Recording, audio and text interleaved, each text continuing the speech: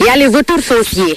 Je vais nommer le gouverneur de la région de Thiès, le ministère de l'Intérieur, l'AIBD, le sous-préfet et le préfet de la région de Thiès qui sont derrière ces taxes, car ils ont mentionné leur nom sur les sommations. On ne peut citer que ces personnages.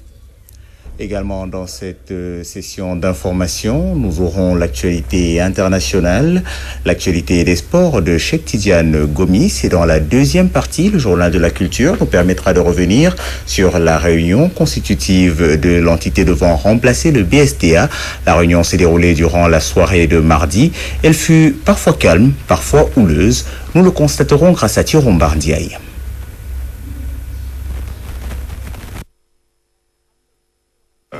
À partir d'aujourd'hui, donc, je pense que on redéfinit l'histoire de la musique et de la culture en général au Sénégal.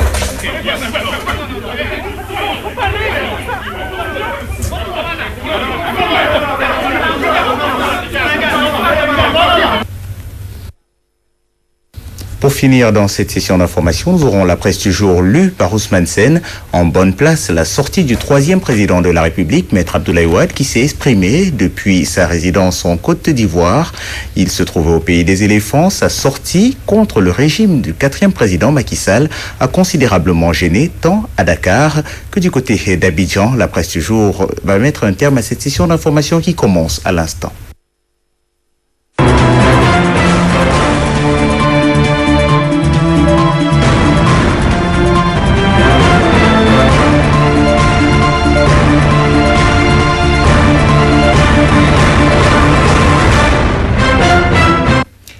Une fois de plus, merci de choisir Walfadjri pour vous informer. Bienvenue dans ce journal.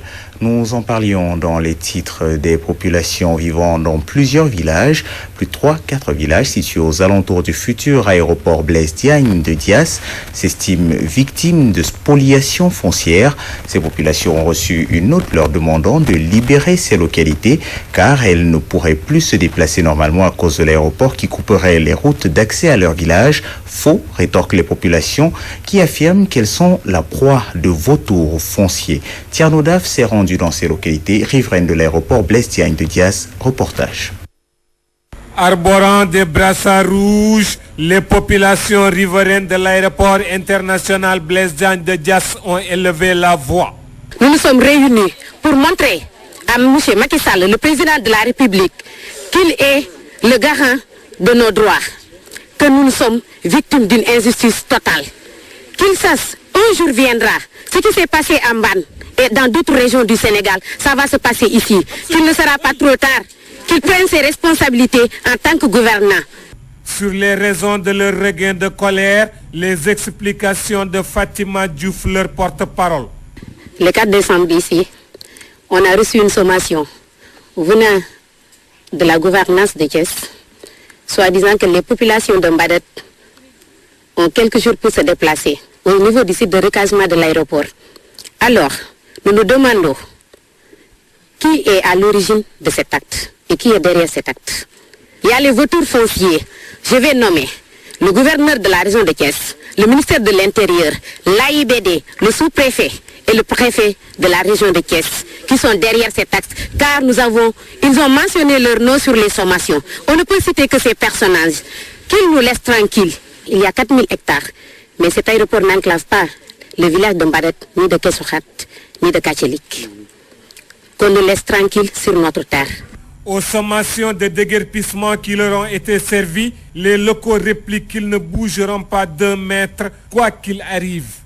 Donner notre vie à cette terre qui nous est chère. Bien sûr. Que tant de nos grands-pères et nos arrière-grands-pères ont chéri et ont bien respecté. Nous aussi, on va respecter cette terre et nous resterons ici éternellement.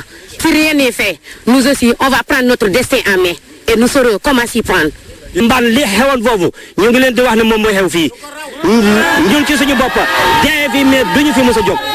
Mbadat, Kessouhat, Kachelik, Soun, Landou, Touli, Len et Tchambokh sont tous des villages riverains de l'aéroport international Blaise Diagne de Diass. Ils sont également tous logés dans la communauté rurale de Keur Moussa. Mbour Guedj, radio-télévision Walfadjri, Thierno Daf. Comment se porte l'agriculture dans la région de Kédougou? Mal, selon plusieurs personnes travaillant dans cette filière qui souffrent notamment du manque de semences de qualité, du manque d'outils appropriés, mais plus grave, du manque de bras. Actuellement, seules les femmes et les personnes d'un certain âge s'activent dans le secteur de l'agriculture à Kédougou. C'est une véritable ruée vers l'or depuis 5 ans dans la région de Kédougou d'où nous parle Soliboura Madabo. L'agriculture meurt à petit feu dans la région de Kédougou. Conséquence, pas de campagne de commercialisation arachidière, faute de production. Le conseil général et les causes sont multiples. Koli Sissoko, ancien encadreur à la Sodefitex. Ce qui freine, n'est-ce pas, le développement de l'agriculture ici à Kédougou, c'est le manque de la terre, c'est les semences, c'est la non-initiation des jeunes, des enfants depuis leur bas âge, c'est le manque de matériel agricole, c'est le manque de bonnes semences de qualité, n'est-ce pas? Et ensuite, c'est l'accès à la terre. C'est ce qui freine le développement dans tous les pays. Parce que partout on crie la terre, les femmes n'ont pas la terre. Et sont aujourd'hui les femmes seulement qui développent l'agriculture. Les jeunes, peut-être, ça viendra, mais pour le moment, il n'y a que les femmes et quelques vieux qui ne sont pas morts, qui ne sont pas complètement fatigués et qui exploitent un peu la terre. Les gens n'ont pas cultivé, on ne peut pas récolter pour prétendre à une commercialisation. De l'avis du député libéral Mamadou Adji Cissé, par ailleurs président de la Chambre de commerce, l'orpaillage traditionnel, l'une des principales causes, tue l'agriculture et accentue la misère dans cette partie du pays. Quiconque connaît la région de Kédougou, la région de Kédougou est une région agricole, d'abord en première position. C'est depuis ces 5 dernières années que nous avons eu la ruée vers l'or des populations qui viennent de partout pour l'orpaillage. D'abord qu'on ne peut pas se développer tant qu'on ne fera pas ce retour vers l'agriculture, qu'on ait l'autosuffisance alimentaire, que nous-mêmes nous produisons ce que nous consommons. Mais si à chaque fois que ce que nous consommons nous vient d'ailleurs, et aujourd'hui les gens se tournent vers l'orpaillage, et ce n'est pas tout le monde qui gagne l'or. Et vu les conséquences néfastes que cette activité crée, donc la pollution, la dégradation des sols, même les arbres fruitiers sont en train de mourir.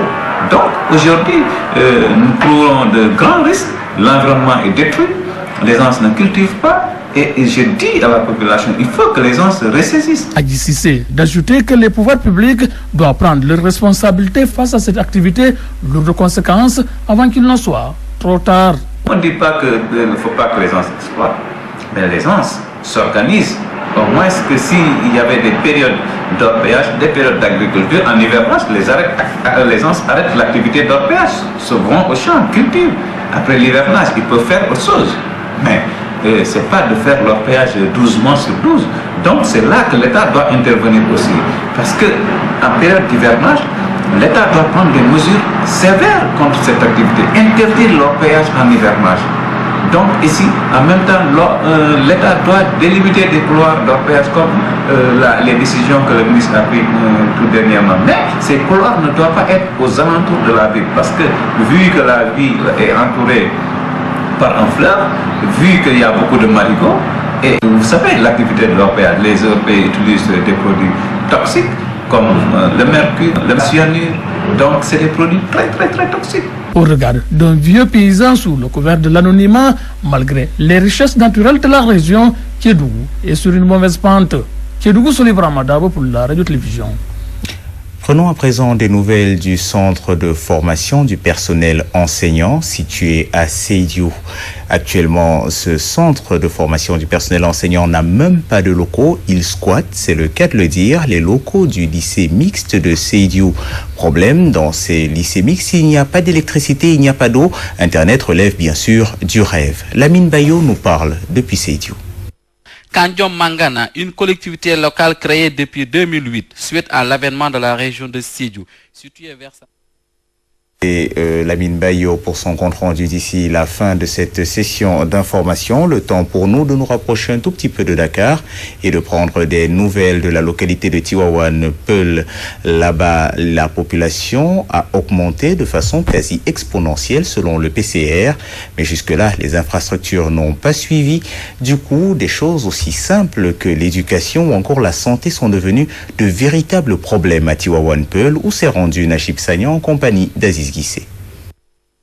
Tivaouane Peulh est l'un des villages les plus peuplés de l'ex-commune rurale de Sangalkam. Aujourd'hui, chef-lieu de commune rurale, Tivaouane Peulh manque de tout, d'où l'appel des autorités locales. La commune rurale s'agrandit, mais les problèmes demeurent. Mamadou Ba, adjoint chef de la délégation spéciale.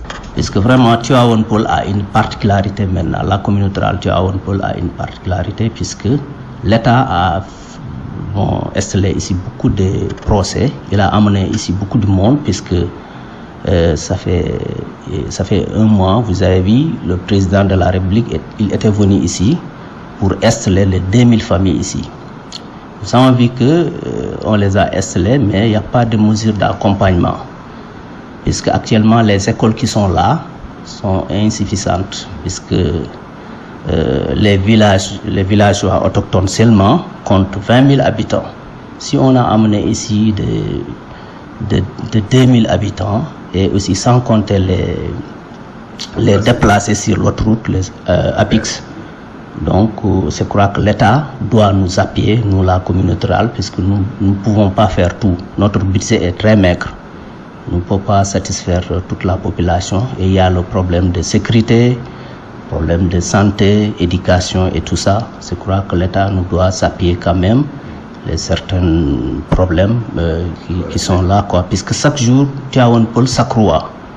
C'est un village qui est en train de grandir, puisque la Balié est maintenant inondée. Tivaouane Peulh, c'est un lieu, c'est un site habitable. Maintenant, tout le monde court vers Tivaouane Peulh. Malgré un maigre budget, la nouvelle équipe a fait quelques réalisations. Puisque l'année dernière, nous avons subventionné les ASC, nous avons donné aussi les tables bancs pour les écoles. Il y a des postes de santé que nous avons réfectionnés. Et puis, Niag aussi, nous sommes en train de construire là-bas un marché. À Darussalam aussi, nous sommes en train de construire là-bas un poste de santé. Bon, mais nous avons vu que tout ça, c'est insuffisant. Les cités naissent à Tivaouane Peulh. La localité s'agrandit, mais des mesures d'accompagnement sont restées sans suite. Tivaouane Peulh, la télévision Al-Fadi. Parlons à présent de l'état de santé des conducteurs de taxi exerçant à Rufisque. Honnêtement, ils vont mal lors de leur assemblée générale. Ils ont diagnostiqué les maux qui gangrènent ce secteur d'activité à Rufisque. Ces conducteurs de taxi s'estiment victimes d'une concurrence qualifiée de déloyale. Ils souhaitent que le maire œuvrent pour leur faciliter la tâche afin qu'ils puissent à nouveau reprendre leurs activités. Pour ça, le besoin primordial est d'obtenir à nouveau une gare routière. Écoutons Abdoundour, il est secrétaire général de ces travailleurs de la route. Il porte la parole des chauffeurs de taxi de Rufisque au micro de Najib Sagnan et Aziz Guissé. Bon, le problème que nous rencontrons, tout le monde le sait. Bon, la gare routière est morte. Depuis des années, ça ne fonctionne même pas. Donc, nous demandons au maire, M. Badra Mamayassine, au ministre du Transport, d'appeler les gens, appeler tout le secteur du transport, de regarder ce qui se passe dans notre département.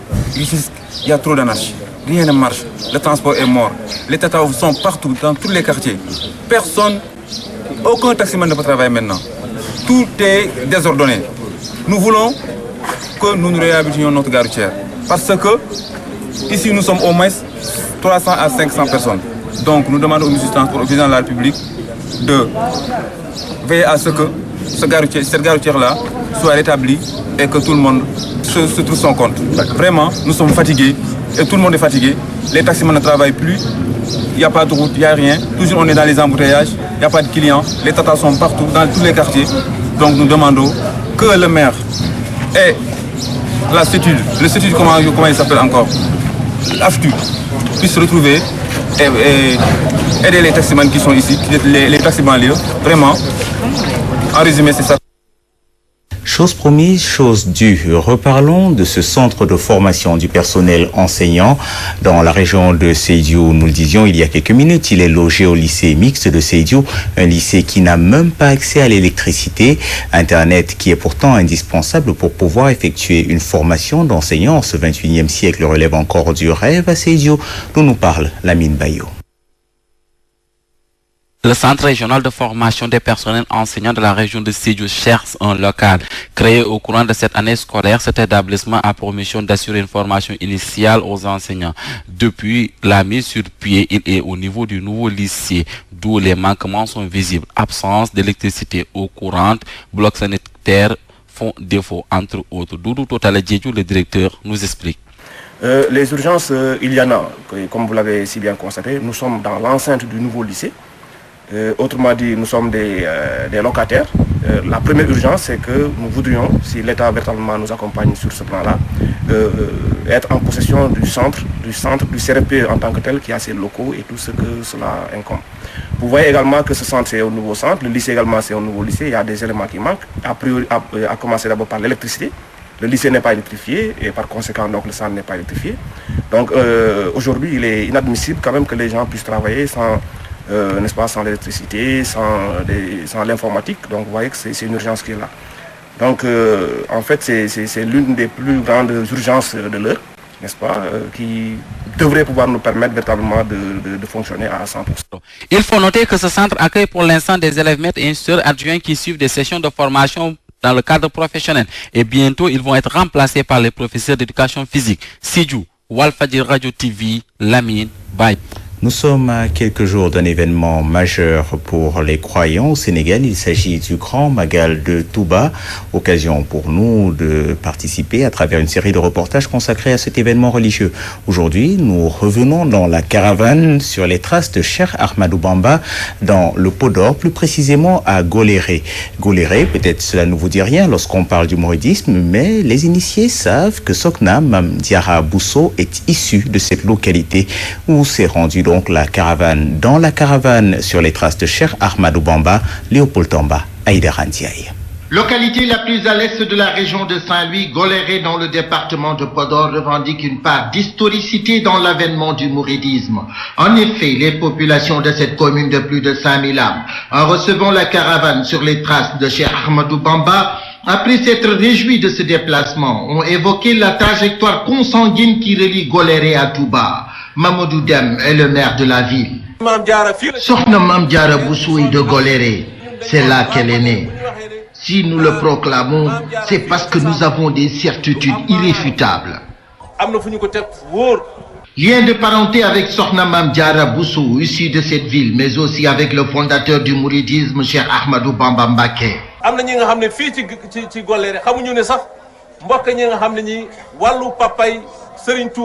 Il y a des gens ici qui ignorent que le père de Serigne Touba, Mame Mor Anta Sali, partage des liens de parenté avec quelques habitants du quartier Touré qui se trouvent ici à Goléré.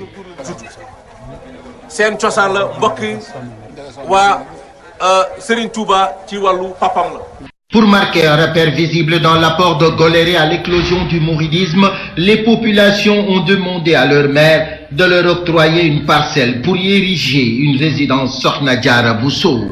Envoyés spéciaux, caravane sur les traces de Cheikh Ahmadou Bamba Mbacké, Léopold Tamba, Aïdara Ndiaye, Radio-Télévision Walfadjri. Place